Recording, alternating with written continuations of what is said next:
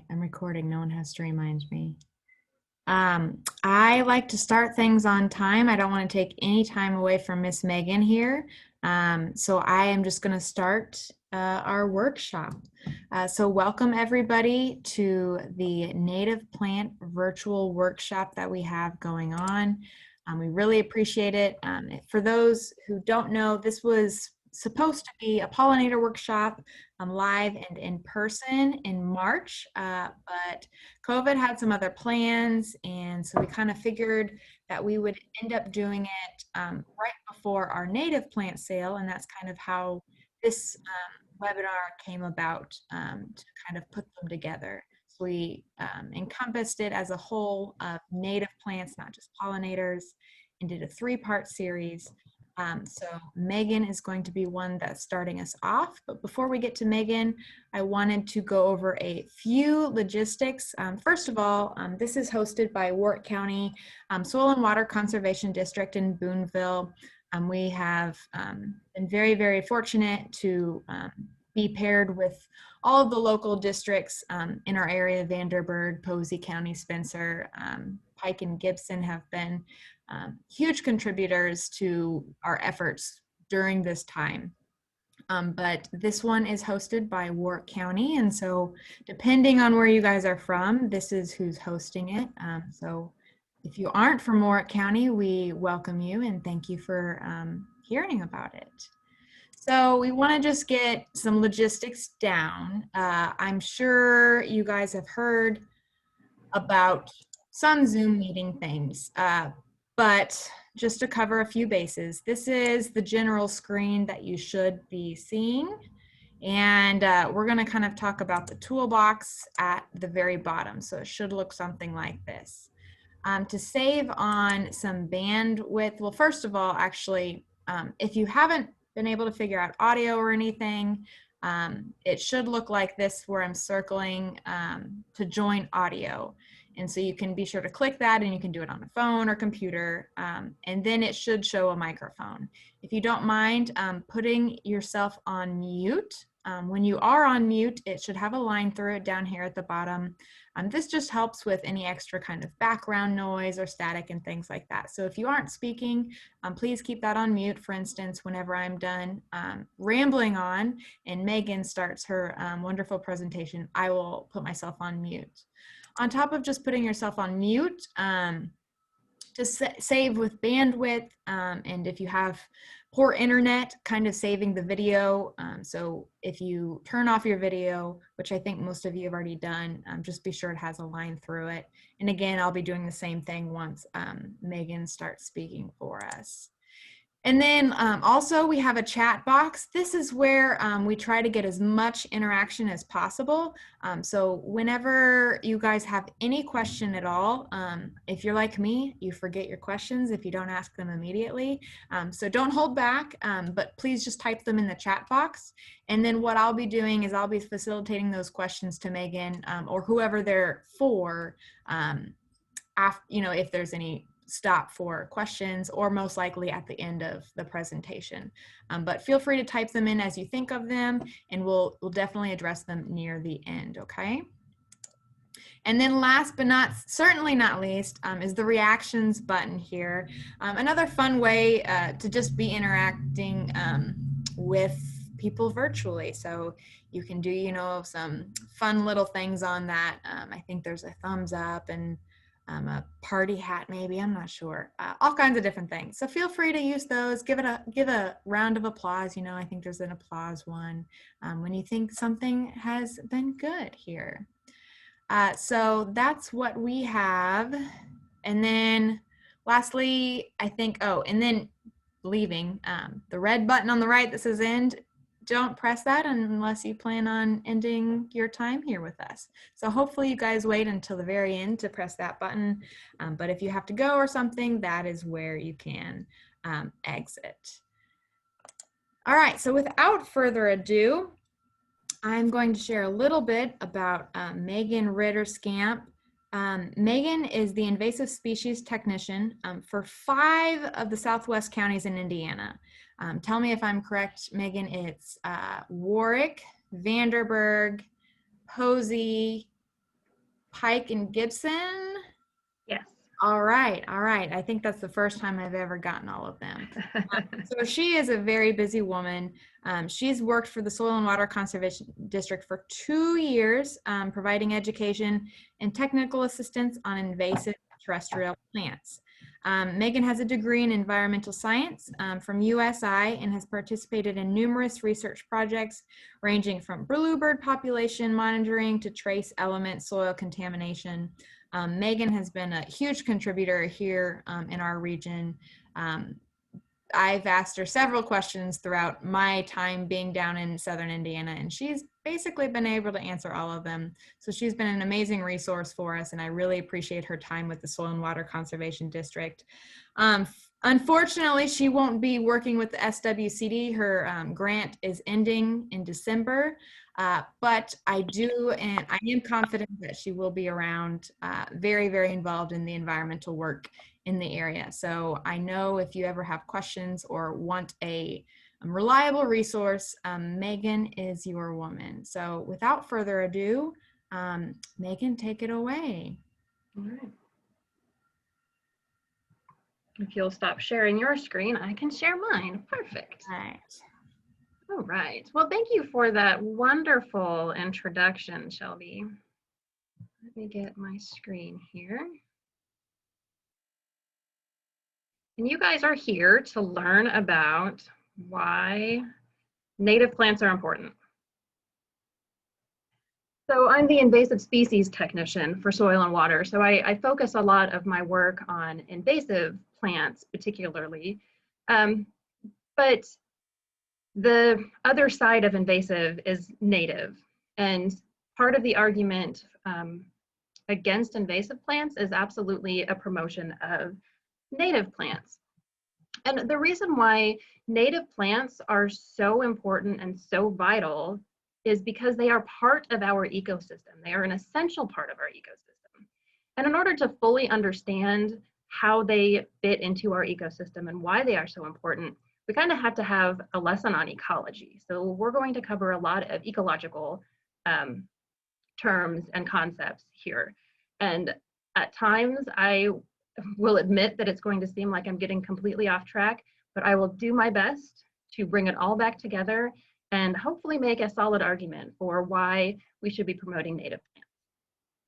So the first thing we need to do is discuss what a native plant is.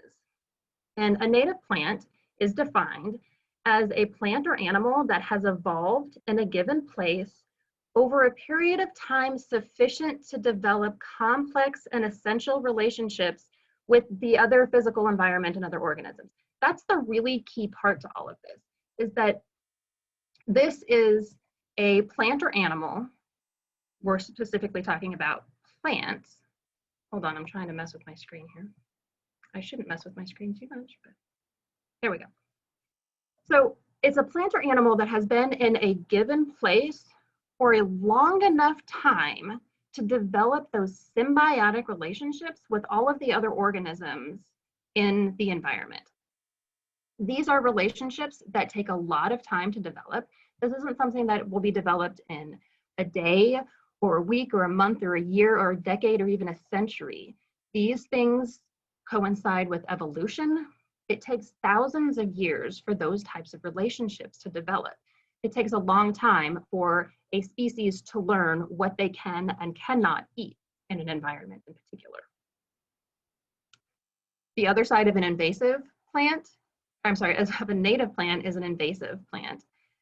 And an invasive species is defined as a species that does not naturally occur in a specific area. So it's not from here, it's from some other area in the world, and whose introduction does or is likely to cause some kind of harm, whether that's economic harm, ecological harm, or human health harm.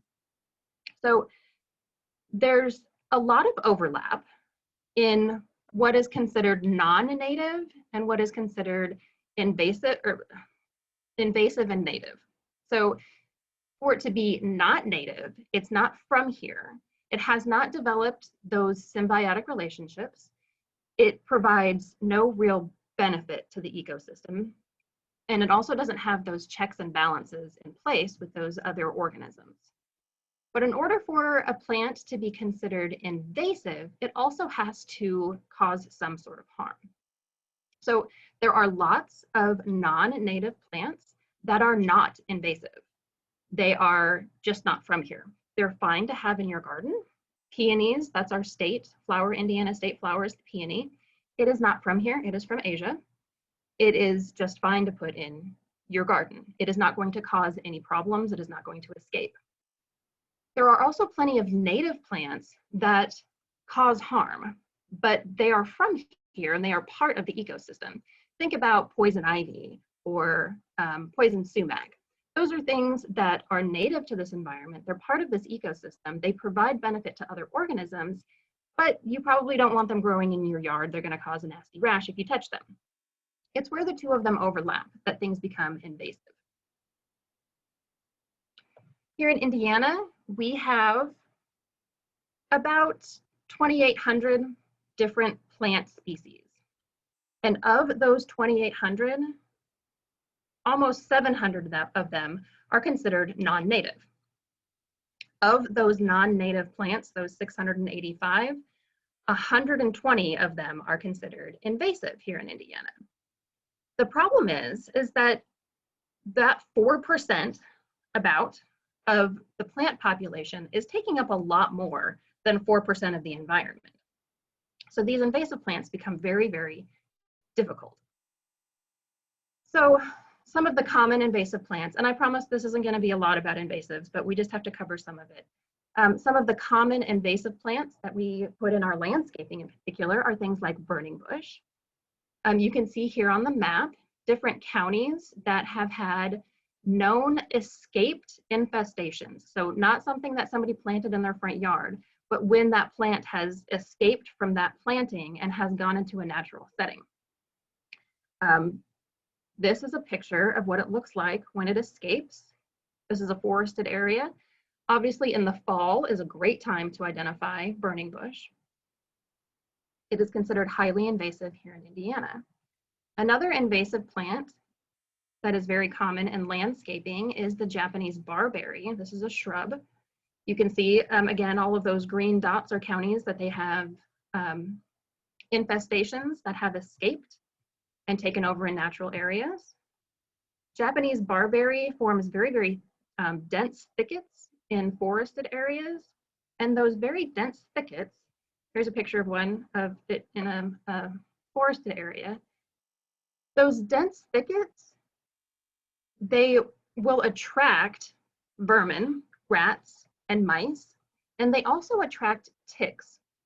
There was actually a study done in 2017 that actually found a correlation between increased cases of Lyme disease to infestations of Japanese barberry in forested areas because it supports that tick population so much.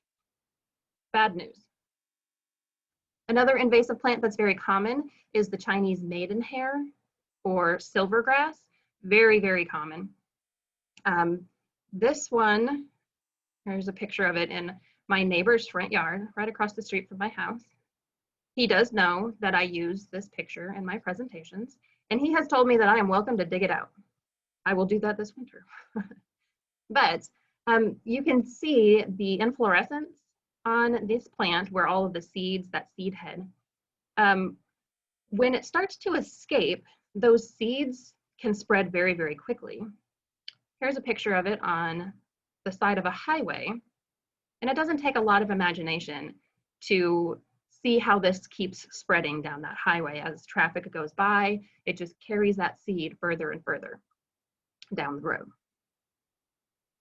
So why are we concerned about plants and different plants and invasive plants and non-native plants and native plants? Why do we care about that?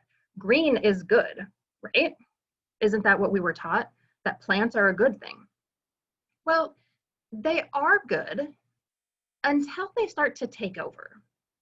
Here's a picture of kudzu. Kudzu was brought into the United States for erosion control, and it very quickly got away from us. All of those columns, those green columns, used to be trees.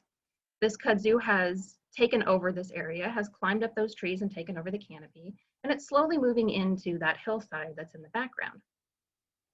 What plants do is that they compromise the biodiversity in an area, the invasive plants in particular. If you look at this picture, there's not a lot of biodiversity. There's not a lot of plants growing. It's mostly just one. And that one plant isn't supporting a lot of different species. So let's talk about biodiversity. This is one of our first ecological concepts that we need to work on today. And biodiversity has three components, and all three components need to be present and vibrant in order for there to be a healthy biodiversity in an ecosystem. The first part of biodiversity, biological diversity, is ecosystem diversity. And this is the difference between mountainous areas and prairies and wetlands. It's the difference between an evergreen forest in the Rocky Mountains and the mangrove forest on the coast in Florida. They're both forested areas, but they have very, very different types of plants and support very, very different types of species. And that is because of the geology, the elevation, the rock types, the soil type. The geology influences the biology. And in order to have a vibrant species diversity, you need to have a vibrant ecosystem diversity as well. The species diversity, I think everybody's pretty comfortable with what that is. That's just having a wide variety of different plant and animal species. And the third component, which we're not going to talk about a whole lot, but is certainly important and we need to touch on, is genetic diversity. And genetic diversity is having diverse genes within a certain population so that those species can adapt and change to the environment. Darwin was one of the first ones that started to recognize this genetic diversity with the finches that he found, and how they were all finches, but some of the beaks were a little bit different. The beak structure on finches is directly correlated to what type of food they eat. So there's a genetic component that allows them, these finches, to adapt to whatever food source is available to them. So we need to have all three components present, ecosystem, species, and genetic diversity in order to have good biodiversity. So let's dive in a little bit deeper into species diversity, and then we'll do a little bit into ecosystem diversity. Like I said, I'll leave the genetic diversity up to the geneticists. That one's way over my head. So species diversity is the number of species in a particular region. We have about 2 million known species here on our planet, and the vast majority of them are animals. So about 75% of the known species on our planet are animals. And of those animals, about 75% of them are insects. There's a lot of insects on our planet, a lot more insects than anything else. They're very, very important to all of our ecosystems.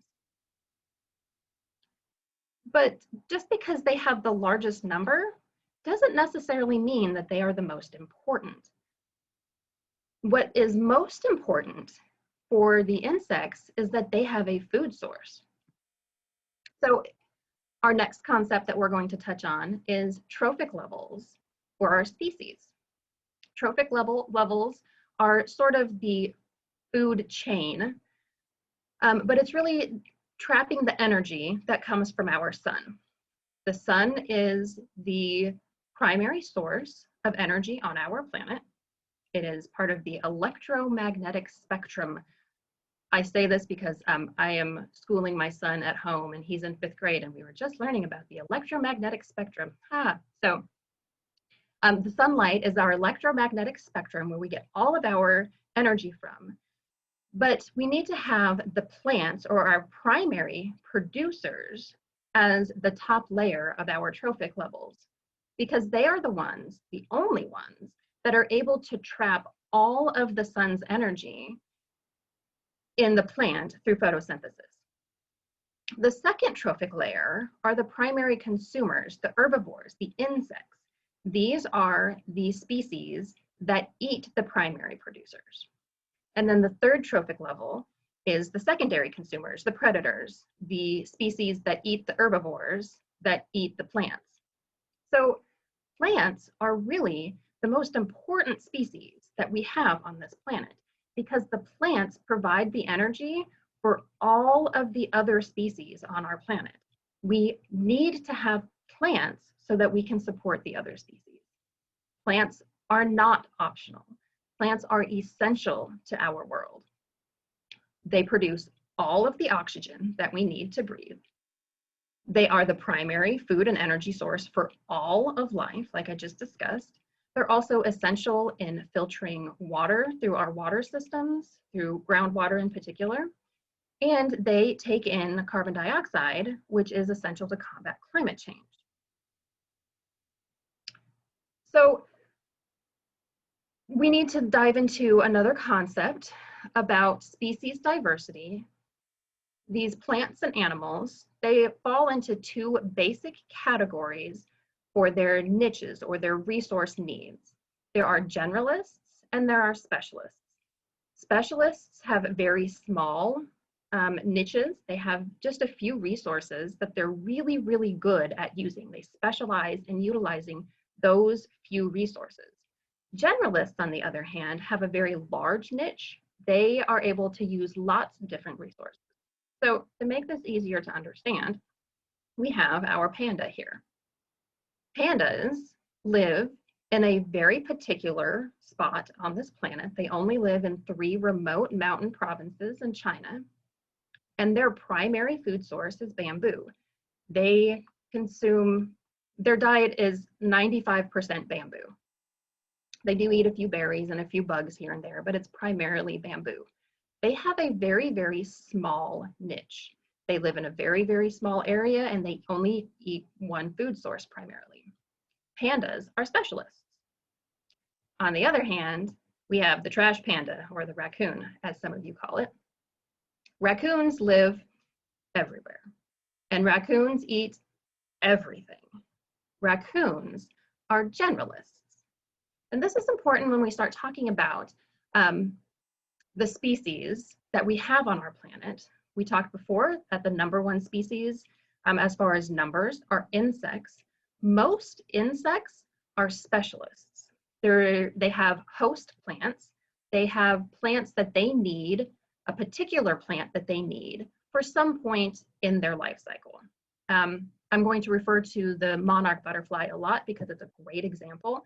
The monarch butterfly only lays its eggs on milkweed plants because the monarch caterpillar can only eat milkweed. That's the only plant that it can consume. And it took a really, really long time for them to figure that out. For that little caterpillar and that butterfly to form that relationship with the milkweed, which is a plant that's toxic for just about every other species on this planet, they are utilizing that resource. Insects are specialists primarily. So when we have a large variety of plants, we also get a large variety of animals. This is a map here that shows where some of the biodiversity hotspots are on our planet. It's not hard to make the connection as to why those tropical areas have so much diversity. They have so many animal species in their diversity because they have so many plants that those animals can rely on as part of their food chain. And speaking of tropics, that brings us into the concepts of ecosystem diversity. And ecosystem diversity is just the number and variety of ecosystems in a given region.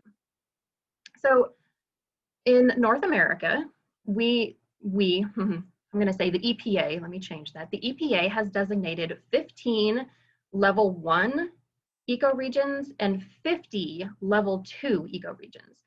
And so that's just breaking it down a little bit more. They also have level 3 regions, but that just gets into microclimates.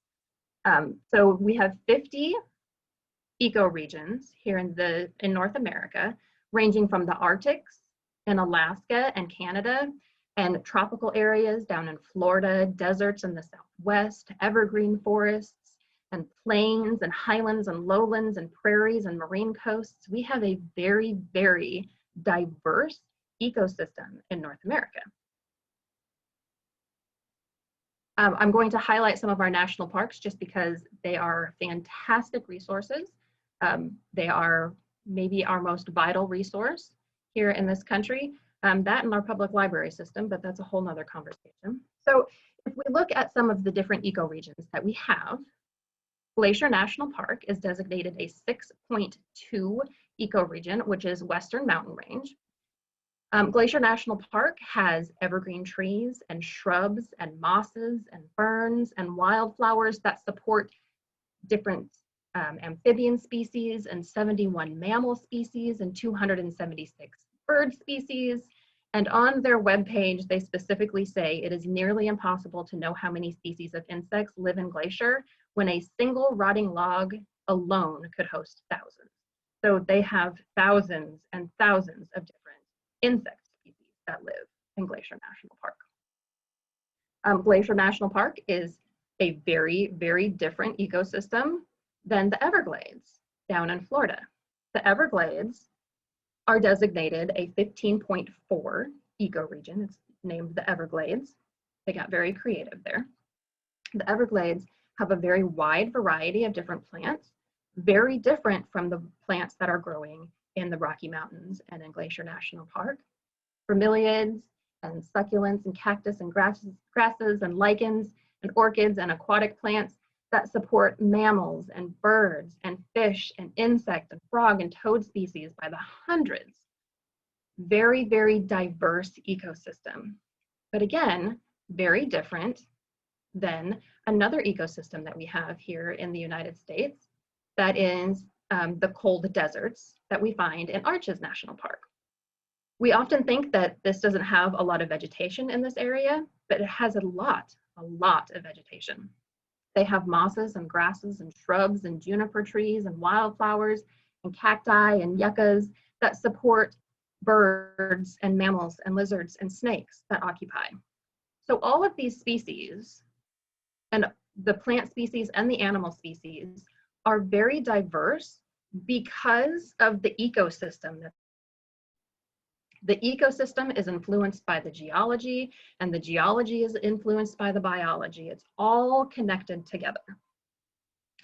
Another one of the ecoregions that the EPA does not have listed in their 50 level 2 ecosystems, or ecoregions, I apologize, is the urban ecosystem. Now, they are certainly talking about urban ecosystems, but it's not one of the official designations just yet. There is growing research that is supporting that these urban ecosystems, the towns and cities that we live in, are really quite vibrant and essential ecosystems.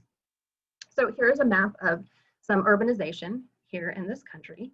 You can see it's very, very widespread, particularly east of the Mississippi River. We have lots of urbanized areas.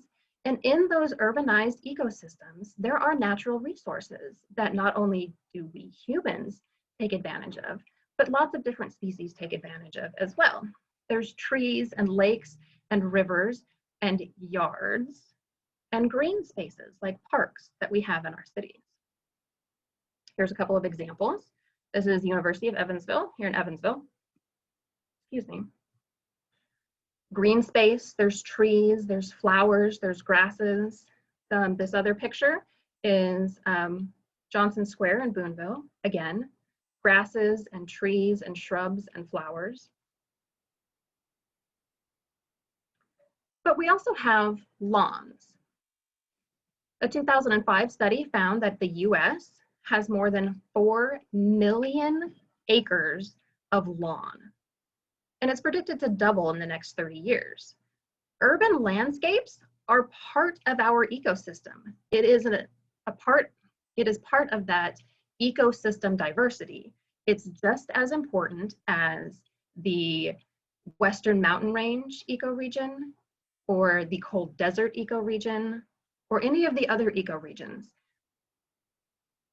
And if we think about these ecosystems our ecosystem as a Jenga tower, with each brick representing a different species, we can see that a healthy and vibrant ecosystem is one that has lots of diversity, lots of different species that support each other, that are all part of the food web, not just the food chain, but the food web. Each one of these bricks represents a different species. All of the species then have the potential to either sink or save the ecosystem, depending on the circumstances. We never know beforehand which one of these bricks is going to knock this tower down. So is it that we lose part of that bird population? Is it if we lose part of the insect population? Is it a mammal population that we're losing that is going to make this all crash down? We don't know. And what's particularly alarming is that we are losing species. These are some headlines from last year. As you can imagine, headlines from this year were focused on human health and not so much other species.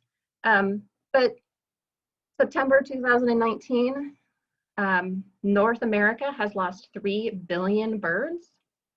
This was a pretty shocking one. 1 million animals and plant species are at risk of extinction. This was a UN report that came out last May. 40% of insect species could go extinct in the coming decades.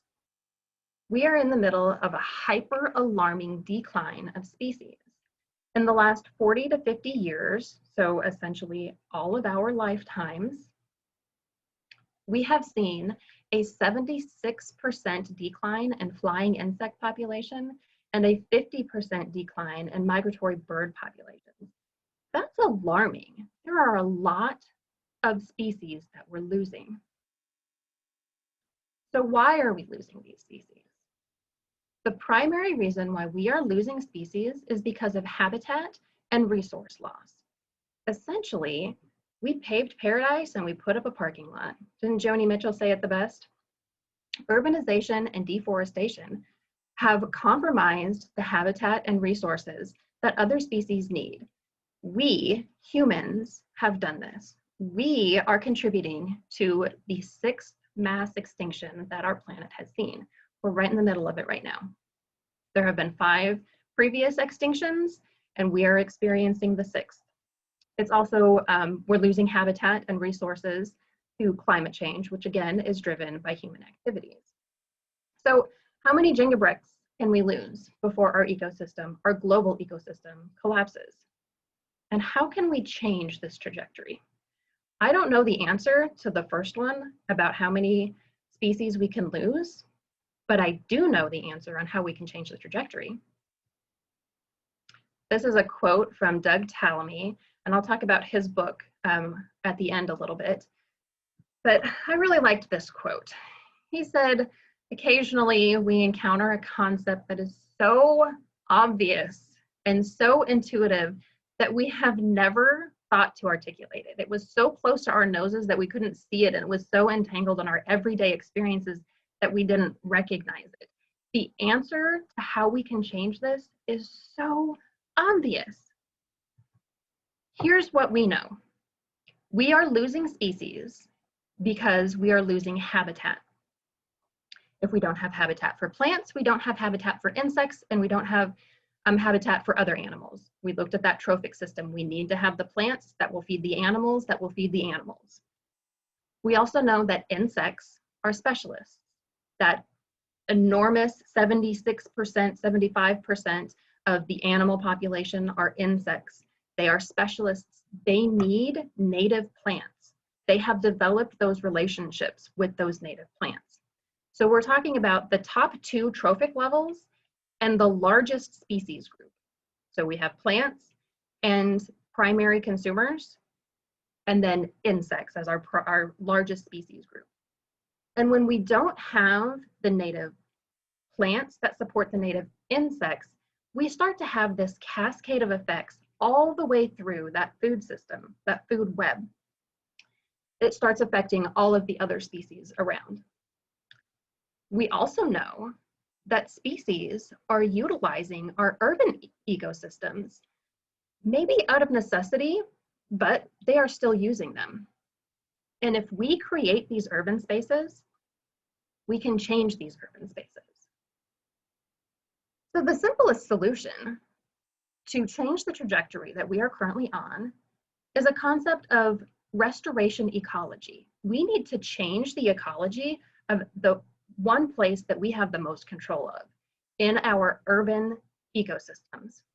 So if urban backyard gardens are playing a major role in providing habitat and plants, all we have to do is stop this nonsense. We need to get rid of these yards.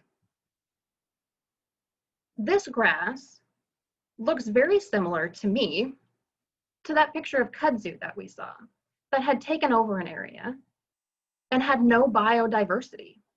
This lawn has no biodiversity. The concept of these lawns and the landscaping aesthetic that we have decided we are going to perpetuate in this country is a very, very old concept.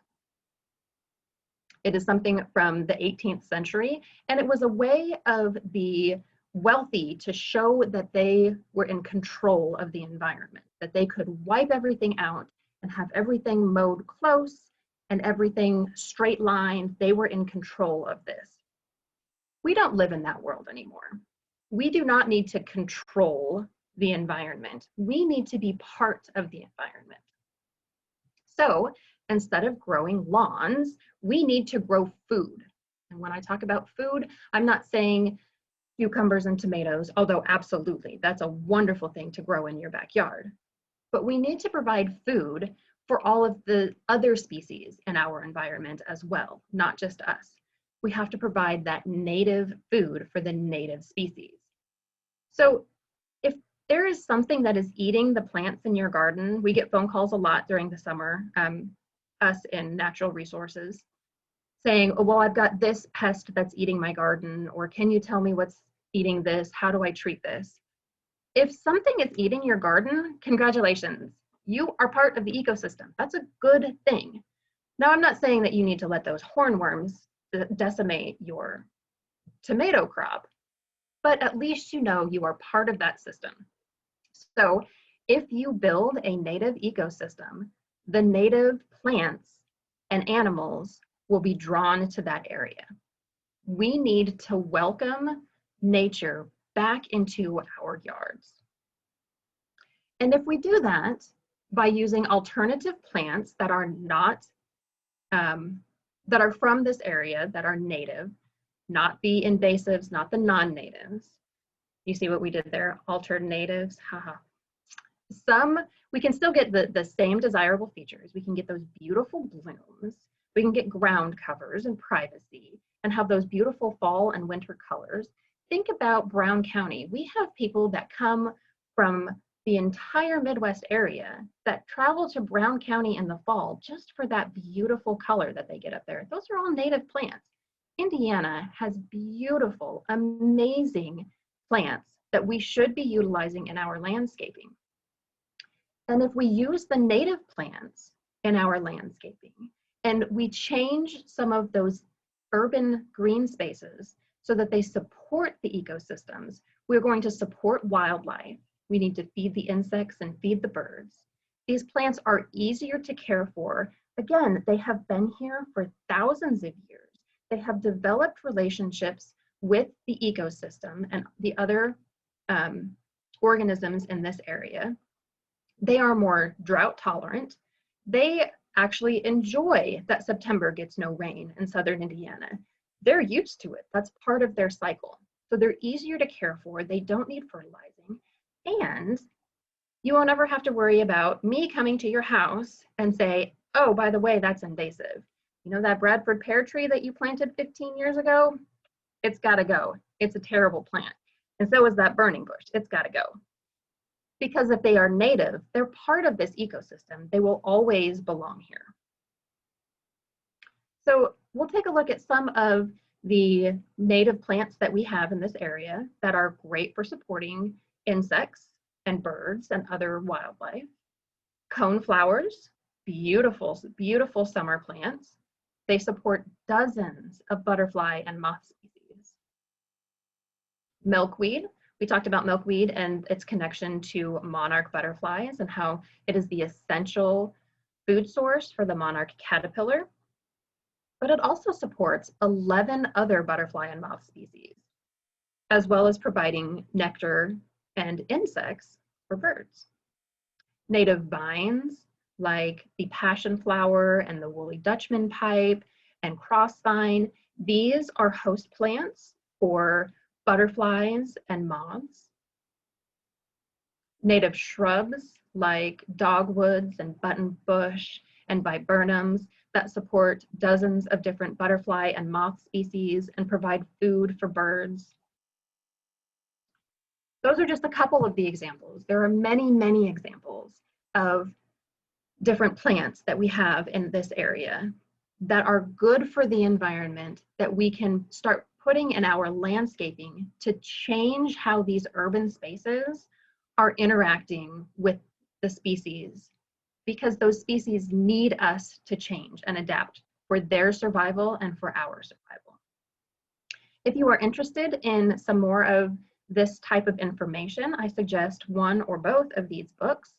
Bringing Nature Home by Doug Tallamy. He was the guy that I got that quote from. Doug Tallamy he's a bug guy. He likes bugs. And Bringing Nature Home talks about how the insect population is directly connected with the native plant population, how those are two essential components of any ecosystem. And then there's Planting Natives to Attract Birds to Your Yard by Sharon Sorensen. She is a local author, and she is a bird gal. She focuses on plants that support bird populations. But again, when you support the bird population, you also have to support that insect population because birds eat a lot of insects. So those are both two great resources on that. We also have the Indiana Native Plant Society. You can go to indiananativeplant.org. That is a wonderful resource. They have information about native plants. They have information about different native plant sellers across the state where you can buy native plants. We do have a Southwest chapter of the Indiana Native Plant Society. I highly recommend that you attend some of their meetings if you are interested in this. They meet every other month. And there's also the native plant sale that the Warwick County Soil and Water Conservation District is hosting this winter. And I will go ahead and hand it over to Shelby. She can tell you some more of that, but before, let's see if there were any questions. So I'll go ahead and stop sharing for just a moment, and we can come back. But were there any questions that people had or any comments? Feel free to type them in the chat, guys, or you're welcome to unmute yourself if you would like to speak it. We have a nice small group and any interaction is welcome.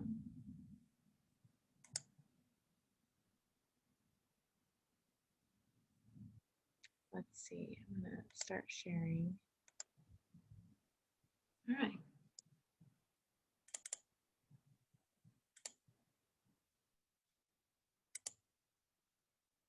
There we go. Okay, well, if you guys think of anything, feel free. I just want to say a little more. Oh, maybe we got something. Oh, Holly's asking, Holly McCutcheon works with us at Warwick County. Has anyone gotten rid of your lawns and planted natives? I currently rent a house, so I can't exactly turn my whole yard into a pasture, unfortunately. But I have an 8 square foot area, and I've taken off little chunks from native plants from friends and family. And I've had more species diversity in 8 square feet than I did at my last rental place that had a Bradford pear in front of it. Right. So 8 square feet is all you need sometimes to increase it. Susanna, she has changed it in St. Louis. Very nice. Very nice. Oh, great. So I'll give there's oh, go ahead, Megan. There's a gentleman out in Nebraska. He is known as the prairie ecologist. And a couple of years ago, he did a study in one of his prairie restoration areas where he took pictures of different insects that he encountered um, over the year. And he only did it in 1 square meter. So he marked off 1 square meter, so a meter by a meter by a meter by a meter area. And he would just sit out there and take pictures of the different species that would come into that area. Um, and in that one small square, he had 15 different plant species, so different grasses and wildflowers and things. But that one little tiny area that had 15 plant species, it attracted almost 100 different wildlife species, mostly insects, but also a few animals as well. It was really quite remarkable to see the numbers. And he's a photographer too, so some of those pictures are beautiful. A small space can make a big difference. I know I have been trying to slowly take over my yard with different things. It means less mowing for me, right? Yep, yep. If you, Megan, if you could only plant a few natives, what would you recommend? Well, the first thing I would recommend, if you have the space for it, is to plant an oak tree. Oak trees support more species than almost any other plant. They support 530, something like that, different butterfly and moth species. And those are just the butterfly and moth species, not to mention all the other insects and other wildlife and animals that it supports. Oak trees are very, very important to our ecosystem. I would also support anything that supports the monarch butterflies. Those populations have been dropping pretty dramatically over the last decade or so. So if you could put in milkweeds to support those, and not just milkweed for the caterpillars, but also the butterfly needs nectar too. So any plant that supports those monarchs is a wonderful thing to plant. And if you have the space, which most of us don't if we live within the city limits, but Indiana is lacking in their tall grass prairies. They had been compromised with urbanization and deforestation. And any time that we can revitalize any of those tall grass prairies here in Indiana to bring those species back, that is a wonderful thing. Absolutely. And then there's a question from Susanna. Is that how you say it? Yes, no, hopefully. Okay, good. Does the University of Evansville Buy-Side Club still do a native plant sale like they used to? Do you happen to know about that? I don't. I'm not sure. I have not heard if they are still doing that, but I think the next speaker in the series is Dr. Hauschwender and from U of E. So he would be able to answer that question for sure. I'm assuming you know him. He's the one I think we all know him in this area. Oh, did he refer you to the workshop? No. Yeah, he shared this with all the alumni and all the current students. Very Yeah. nice. Yeah. Awesome. Well, good job on his part.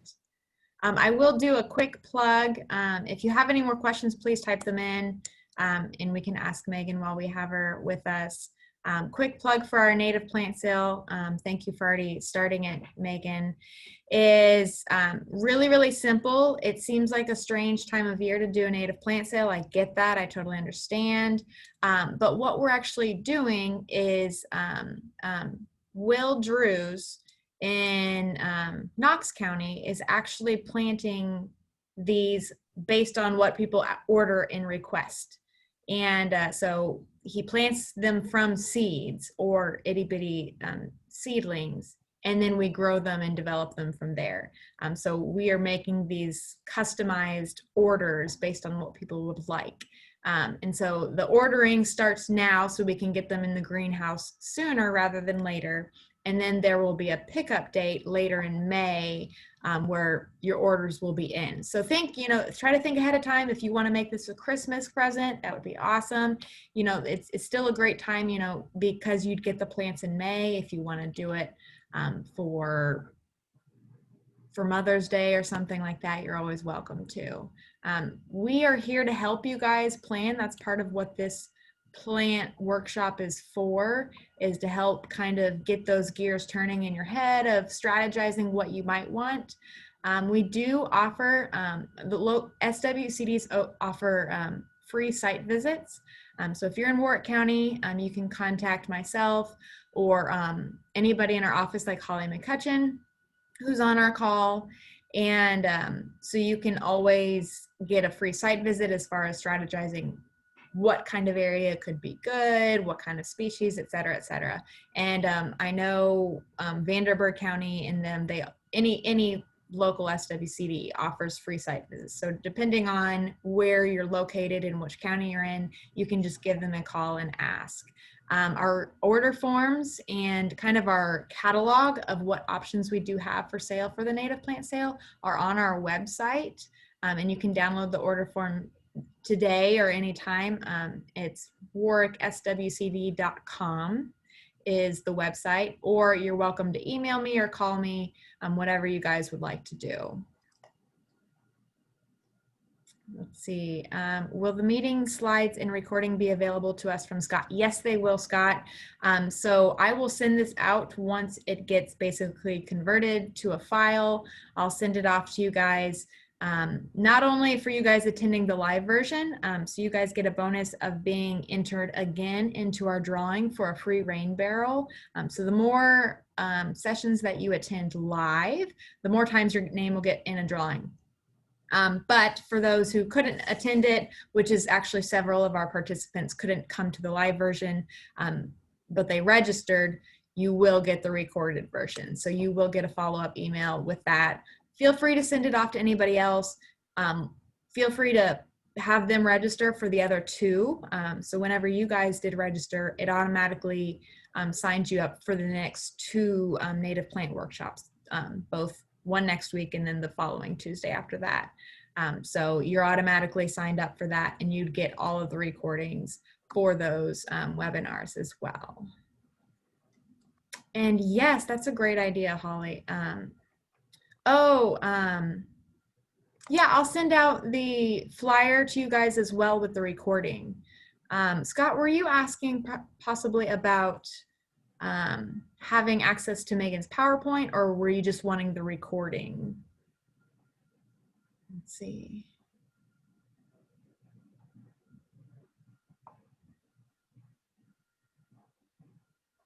What I think we can do is, if it's okay, unless you're requesting more, we'll just send out the recording, which will have the presentation on it. And you can pause it and whatever you need to, as far as if you want to write down anything is from Megan's slides. Yeah. Megan, I'll let you decide if you want to add the PowerPoint as well. Okay. Yeah, that's not a problem. Okay. Awesome. Does anybody else have any questions? We did great on time, and I always learn something every time. These never get boring to me. I just love it too much. Yeah, I agree. They're always fun. We always learn something new. Mm-hmm. If you let me share my screen again, I found the website for that prairie ecologist and his 1 meter photo project. Sure.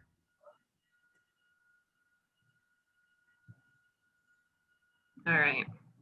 So it is prairieecologist.com, and then he has a little drop down that is the square meter photo project. And then he has the whole discussion about what it was. And then he starts talking about the different species. But if you scroll down enough, you just get into all of his photos. And they're amazing photos of all of the different species that he came across. Little teeny tiny bugs, praying mantis. Look at this bumblebee covered in pollen. Isn't that beautiful? Mm.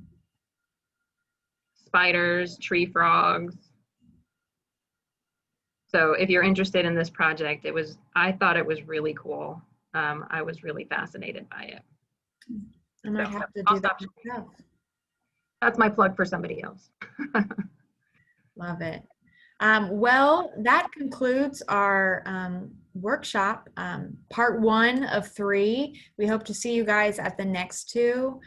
Next week will be Dr. Hoschwinder and talking a little bit more about specific relationships and some more on specific plants in the area. So that'll be really great. And then we'll finish it off with Samantha Dame of general planting and maintenance. So kind of comparing, I don't know if she'll compare, but there's a lot of benefits to planting native, like Megan mentioned, as far as, you don't always need as much water, and because they're native to the area, they know how to work and function in this climate. So she'll be talking a little more about that. So thank you again. Warwick County SWC thanks you so much, and hopefully we'll see you guys next week. Look for an email from us, okay? All right. Thank you, everybody. Bye. Bye-bye.